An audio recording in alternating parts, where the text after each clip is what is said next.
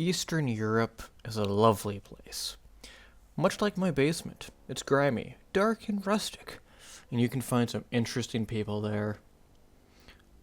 It's also had some kind of brutal conflicts.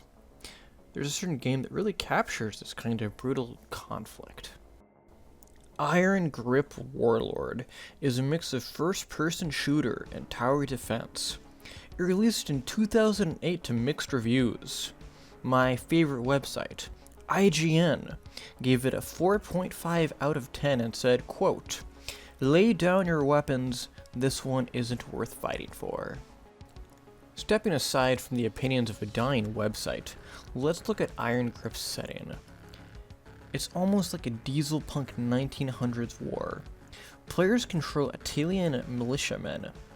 Imagine something like steampunk Mongolians. The Italians are struggling to protect their homeland from the invading Confederates of Nalam. It has a very unique art style, partially due to the extremely talented artist Keith Thompson, who, if you're from DeviantArt, you have my condolences, you might recognize his art style. I've always loved Keith's war art in particular, which has a great balance between, "Whoa, that's cool," and "Whoa, that's brutal," which is very fitting, and we're going to be talking about what exactly our boy Keith designed for Iron Grip Warlord soon. Gameplay starts in a Quake 2 style first-person shooter, but the player can switch between this to the build mode to build turrets, mines, healing stations, all kinds of buildings. Players also have access to an upgrade menu, which allows them to buy new weapons or player perks. Within the diesel punk World War setting, you'll find a solid arsenal.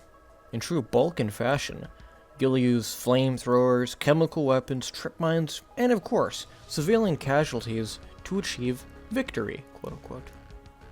Victory in this situation is very open to debate. You may kill thousands of Confederates, but there's millions more. And behind their legions are tanks, and behind those tanks is the real power behind the Confederates of Nalam. Walkers. Walkers feature multiple weapon hardpoints, a mortar on the back for artillery usage, a cannon on the front for hard targets, and a machine gun for mowing you down. Your only refuge of safety against such war machines is Dhaka. Lots of it. You have a fine selection of weapons at your potential disposal, which is great since the starting single-shot rifle will drive you to get a single shot of vodka. The machine gun, meanwhile, spits death and has a grenade launcher attachment. Attachments.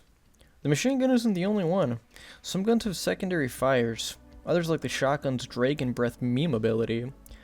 Some secondary fires are only aimed on sights or scopes.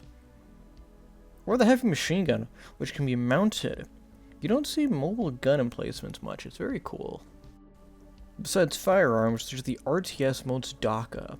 You can build two kinds of turrets, machine guns and anti-tank. One's for infantry, helmed by the most handsome of your forces. The other is for armor.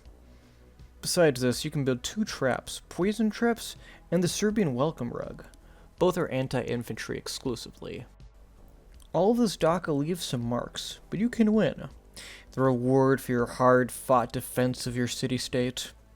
Well, usually the Confederates blow it up, because they're not going to sink in unnecessary assets to capture Italia. So instead they're just going to bombard the city into ruins, which is cheaper, and you're no skin off their back.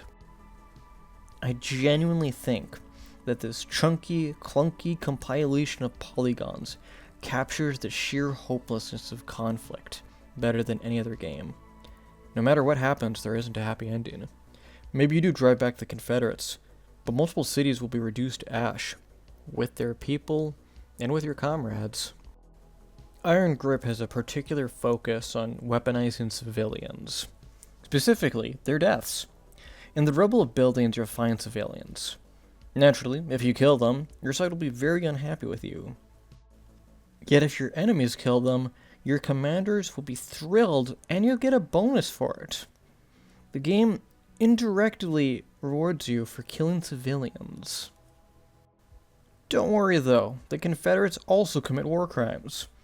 In fact, they pull a page right out of Otto Skorzeny's book. They will routinely send out spies who look just like your own faction. These spies will call down airstrikes on your HQ and yourself. You can spot them if you're looking, as much like a modern Mobic unit, they're only deployed with a knife. They also scream really funny.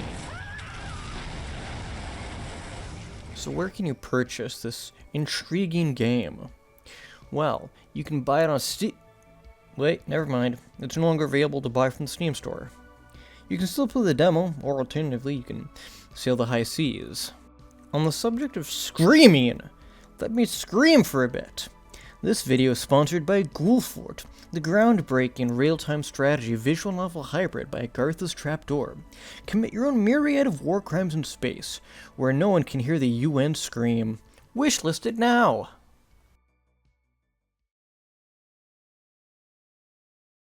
Okay, so we got the Balkan war sim, but now I want like an Irish war sim with car bomb mechanics and drinking. Like imagine buckshot roulette, but you're building a car bomb.